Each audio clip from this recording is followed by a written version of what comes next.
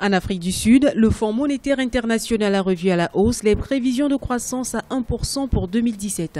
À noter que cette prévision du FMI est en deçà des estimations du Trésor public sud-africain qui table plutôt sur une performance de 1,3% en 2017, soit une hausse de 1% par rapport à 2016. L'institution financière internationale précise que la hausse de la croissance économique en 2017 sera en grande partie portée par les secteurs agricoles et miniers. Nous avons revu à la hausse le taux de croissance cette année à 1%, principalement en raison de deux facteurs. Le premier est lié à la reprise de la production agricole. La production cette année sera extrêmement bonne, surtout pour le maïs. En même temps, nous nous attendons à un léger redressement de la production minière, illustrant principalement l'amélioration des prix des commodités, en particulier le minerai de fer et le charbon. En ce qui concerne le secteur agricole, l'Afrique du Sud prévoit de récolter 14,54 millions de tonnes de maïs en 2017.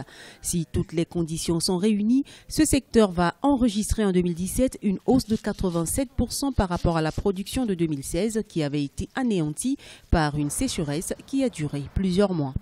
Nous pensons que c'est un pas dans la bonne direction, mais évidemment, nous suivrons la mise en œuvre du budget dans les mois à venir. Actuellement, compte tenu du bon bilan de l'Afrique du Sud en matière de respect des plafonds budgétaires, nous n'avons aucune raison de douter qu'ils respectent leur budget tel qu'approuvé par le Parlement. En dépit des incertitudes nées des décisions politiques et même économiques de Jacob Zuma, l'Afrique du Sud veut miser sur la diversification de son économie et sur l'intégration régionale pour lutter contre la crise que traverse le pays. Pour cela, les autorités multiplient les efforts pour assainir le secteur minier, premier pourvoyeur de devises. Au rang des priorités de la nation arc-en-ciel, le gouvernement veut aussi miser sur les innovations technologiques, encourager la formation et l'auto-emploi.